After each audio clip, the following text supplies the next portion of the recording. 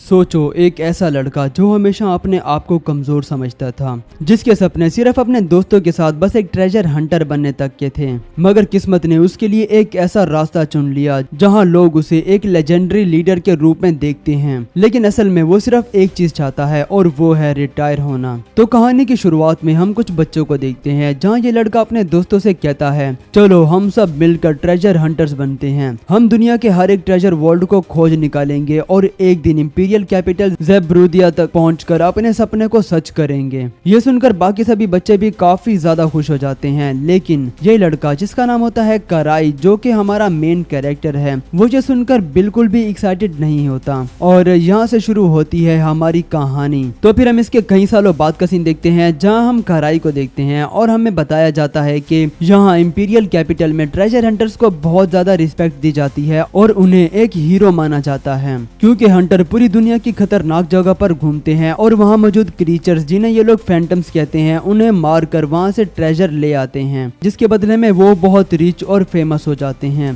खैर, तो इसके बाद कराई एक पब के बाहर लगी लाइन में खड़ा हो जाता है, क्योंकि यहाँ पर फर्स्ट स्टेप क्लैन के कुछ फेमस हंटर्स के ग्रुप आए होते हैं। फर्स्ट स्टेप क्लैन हंटर्स की दुनिया में एक जाना माना क्लैन है, जिसके अंदर काफी सारे फेमस हंटर्स के ग्रुप्स हैं और उन्हीं में से कुछ ग्रुप्स यहाँ आए होते हैं न्यू रिक्रूट्स को भर्ती करने के लिए। और जो भी हंटर उन्हें समझ में आ जाता है वो उन्हें अपनी पार्टी में शामिल कर लेते हैं। एक हंटर के लिए किसी पार्टी को ज्वाइन करना इसलिए भी इम्पोर्टेंट होता है कि वो अकेला कभी भी ज्यादा आगे तक नहीं जा सकता और ना ही ज्यादा स्ट्रॉन्ग बन सकता है, लेकिन वो अपने कॉमरेड्स के साथ मिलकर खुद को और अपने दोस्तों को और भी ज्यादा स्ट्रॉन्ग बना सकता है। और हम देखते हैं कि यहाँ पर भी बहुत सारे हंटर्स आए होते हैं रिक्वायरमेंट के लिए। खैर, कराई भी लाइन में खड़ा हो जाता है और एक लड़की आकर उससे पूछती है कि क्या तुम भी यहाँ पर पार्टी को ज्वाइन करने के लिए आए हो, लेकिन कराई इसके किसी भी सवाल का जवाब नहीं देता। और इसके बाद वो लड़की खुद को इंट्रोड्यूस कराती है और उसका नाम होता है रूडा। ये एक लेवल 3 की हंटर होती है और वो कराई से हाथ मिलाने लगती है, लेकिन कराई उसे हाथ नहीं मिलाता और कहता है कि मेरा नाम है कराई एंड्री।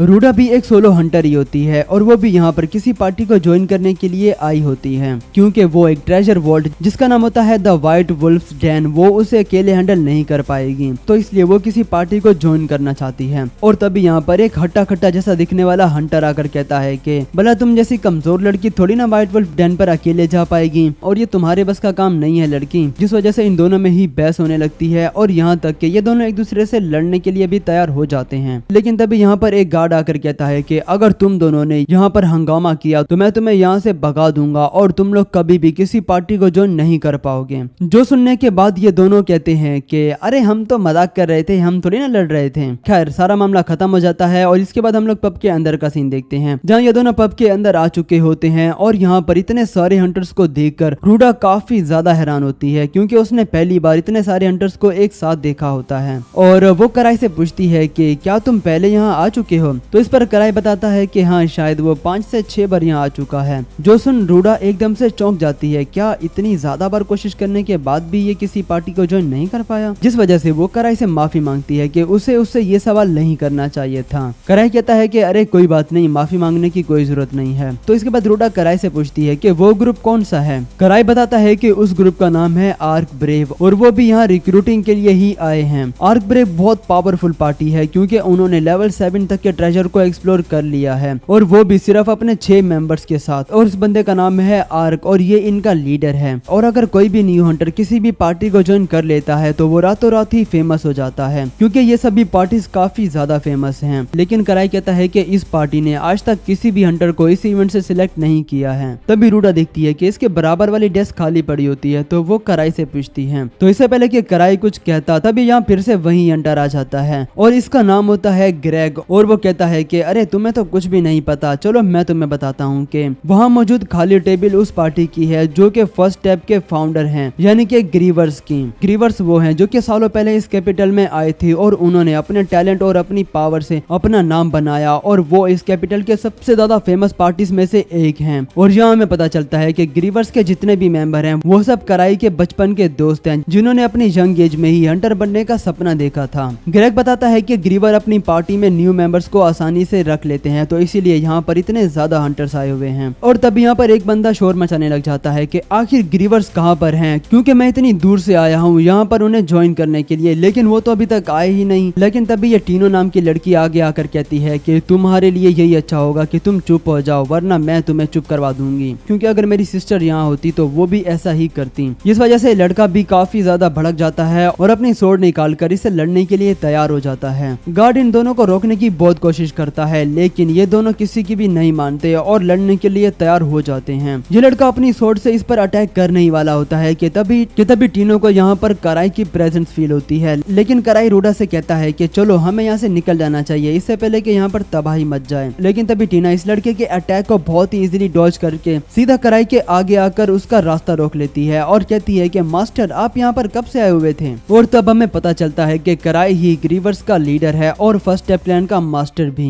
जो सुनकर यहाँ मौजूद सभी लोग बहुत ही ज्यादा शॉक्ड हो जाते हैं। तो इसके बाद कराई बताने लगता है कि कैसे आज से कई साल पहले जब वो इस कैपिटल में आए थे अपना सपना पूरा करने के लिए, तो उन्होंने सबसे पहले बिगिनर वर्ल्ड्स को बहुत ही आसानी से एक्सप्लोर कर लिया था। लेकिन एक बार वो किसी डेंजरस वर्ल्ड में आ गए थे जहाँ उसके पीछे एक खतरनाक फैंटम आ जाता है जिसे उसका ये दोस्त मार गिराता है और कराई को थैंक्स बोलता है उस फैंटम को ढूंढने के लिए। और कराई को तो पता तक नहीं होता कि वो फैंटम उसके पीछे होता है। तो इसके बाद कराई बताता है कि मेरे पांचों दोस्त बहुत ही ज्यादा टैलेंटेड और पावरफुल हैं और उनके सामने मैं कुछ भी नहीं हूँ, बल्कि उनके सामने तो मैं एक नॉर्मल इंसान हूँ और अगर वो ऐसे ही उनके साथ रहा तो आगे चलकर इन पर बोझ बन सकता है। तो इसलिए कराई इस पार्टी को छोड़ने का फैसला करता है। लेकिन जैसे ही वो ये बात अपने दोस्तों को बताता है तो वो इसे पूरी तरह से इग्नोर कर देते हैं। और ये लड़का कहता है कि कराई हम लोग कब से ये सोच रहे थे कि हमारी पार्टी का कोई भी लीडर नहीं है, तो मैं चाहता हूँ कि तुम हमारी पार्टी के लीडर बन जाओ। ये सुनकर बाकी सभी लोग भी काफी ज्यादा खुश हो जाते हैं और कराई को अपनी पार्टी का लीडर चुन लेते हैं। तो इस तरह से कराई बना था इतनी ज्यादा पावरफुल पार्टी का लीडर। लेकिन वो चाहता है कि वो अब रिटायर हो जाए और सुकून की जिंदगी गुजारे। और दूसरी तरफ अभी भी रूडो और ग्रेग को यकीन नहीं आ रहा होता कि कराई ही ग्रीवर का लीडर है। तो इसके बाद रिक नाम का ये बंदा कराई से कहने लगता है कि मास्टर आपने हमसे कहा था कि आप इसलिए लेट हो गए कि आप सुबह देर से उठे थे, लेकिन आपने ये नहीं बताया कि आप तो कब से यहाँ पर आए हुए हैं। तो इसका मतलब ये है कि आप सभी न्यू मेंबर्स को ऑब्जर्व कर रहे थे, है ना। कराई इसे समझाने की कोशिश करता है कि अरे नहीं नहीं मैं तो सच में लेट हो गया था। लेकिन आर्क इसकी एक भी नहीं मानता और कहता है कि अरे मास्टर आप हमसे छुपाइए मत, आप जानबूझकर छुपे हुए थे। खैर तो इसके बाद कराई कुछ सोचने लगता है और कहता है कि अगर वो ये कहे कि उसकी नजर में कुछ न्यू पोटेंशियल मेंबर्स हैं तो क्या तुम उसे अपनी पार्टी में शामिल करोगे। तो ये सुनकर आर्क कहता है कि हाँ, लेकिन बस किसी एक ही बंदे को जिसे आप रिकमेंड करोगे।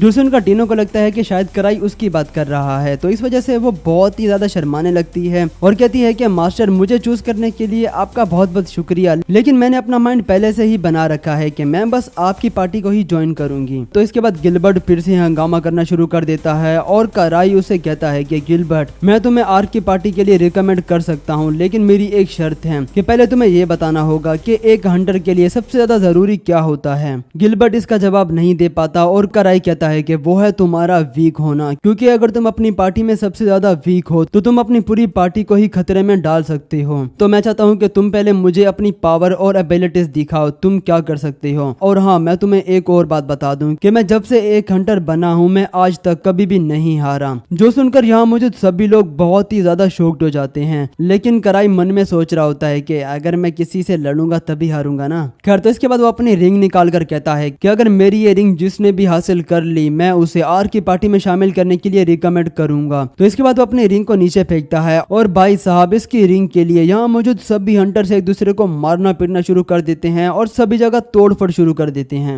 तो इसके बाद कराई यहाँ से पतली गली से निकल लेता है। तो इसके बाद फिर हम अगले दिन का सीन देखते हैं जहाँ कराई की असिस्टेंट उसे बता रही होती है कि कल आपने जो कुछ किया था वो सब न्यूज में छप चुका है। तो कराई कहता है कि अरे क्या सच में, ये बताओ कि कोई मरा तो नहीं था ना कल। वो कहती है कि अरे नहीं, बस वो जगह का बहुत ज्यादा नुकसान हुआ था और कुछ नहीं। तो वो कहता है कि अच्छा ऐसी बात है तो एक काम करो कि उस जगह को रिपेयर करवा दो और उसका बिल आर्क के अकाउंट में डाल देना। तो इसके बाद इसकी असिस्टेंट कहती है कि आपको एसोसिएशन का ब्रांच मैनेजर मिलना चाहता है। तो इस पर कराई कहता है कि अरे तुम वहाँ आर्क को क्यों नहीं भेज देती, लेकिन ये कहती है कि मैं नहीं भेज सकती क्योंकि वो बस आपको ही मिलना चाहता है और अब तो उसके पास कोई दूसरा रास्ता ही नहीं है, तो अब उसे जाना ही होगा वरना वो ब्रांच मैनेजर खुद ही यहाँ आ जाएगा। तो इसके बाद कराई सीधा जाता है और ब्रांच मैनेजर ग्रेग के पैरों में गिरकर उसे माफिया मांगने लगता है और गिड़गिड़ाने लगता है। कहता है कि प्लीज मुझे माफ कर दो, वो सब गलती से हो गया था और ब्ला ब्ला ब्ला वो सब ये कह रहा होता है। लेकिन ग्रेग की असिस्टेंट कराई को शांत होने का कहती है और उसे एक बुक देती है और ग्रेग कहता है कि भले ही किसी ने कंप्लेन ना की हो लेकिन फिर भी हमें बाकी हंटर्स के लिए एक एग्जाम्पल सेट करनी होगी। तो इस बुक में से कोई भी एक टास्क चुन लो और उसे पूरा करो। और हम देखते हैं कि इस बुक में वो टास्क होते हैं जो कि नॉर्मली कोई भी हंटर नहीं नहीं चुनता क्योंकि इन टास्क के लिए उन्हें बहुत ही कम पेमेंट मिलती है। तो इस पर कराई कहता है कि अरे बस इतनी सी बात है, और ये कहकर वो भी बहुत चौड़े में एक आसान टास्क चुन लेता है और इस बुक में से एक लेवल 3 के टास्क को चुनता है जहां उसे कुछ हंटर्स को रेस्क्यू करना होगा। और वो मन में सोचता है कि अरे वैसे भी मैं ये मिशन किसी और को पास ऑन कर दूंगा। खैर, तो उसे लगता है कि ये टास्क बहुत ही ज्यादा आसान होने वाला है, लेकिन उसे ये नहीं पता था कि जिस टास्क को वो आसान समझ रहा है वो असल में सबसे ज्यादा मुश्किल होने वाला है। तो इसके बाद कराई टीनो को बुलाता है उसे इस मिशन पर भेजने के लिए, लेकिन टीनो को लगता है कि शायद कराई ने उसे उसके साथ डेट पर चलने के लिए बुलाया है, जिस वजह से वो बहुत ही ज्यादा एक्साइटेड होती है और साथ ही वो उसे उसकी रिंग भी दिखाती है और कहती है कि मास्टर, मैंने इस रिंग को खुद ही हासिल कर लिया था क्योंकि मैं नहीं चाहती थी कि आपके रिंग को कोई और पहने, तो क्या मैं इसे अपने पास रख सकती हूँ? कराई कहता है कि हाँ, तुम रख सकती हो। तो इसके बाद वो टीनो से कहता है कि क्या तुम अभी फ्री हो? जो सुनकर टीनो बहुत ज्यादा एक्साइटेड हो जाती है और कहती है कि हाँ, वो बिल्कुल फ्री है। लेकिन जैसे ही कराई उसे मिशन के बारे में बताता है तो वो एकदम से यहाँ से गायब हो जाती है और वो अपनी मैजिकल चेन से टीनो को वापस लाने का कहता है। वो चेन टीनो को बांधकर उसे वापस ले आती है और फिर कराई टीनो के साथ रूडा, गिलबर्ट और ग्रेग को भी भेजता है उस मिशन पर। और यहाँ पर यह एपिसोड खत्म हो जाता है। तो आप लोग मुझे कमेंट में जरूर बताना कि ये न्यू एनिमे आपको कैसा लगा। वेल, ये एनिमे न्यू तो नहीं है, इस एनिमे को आए हुए ऑलमोस्ट 5 मंथ हो चुके हैं।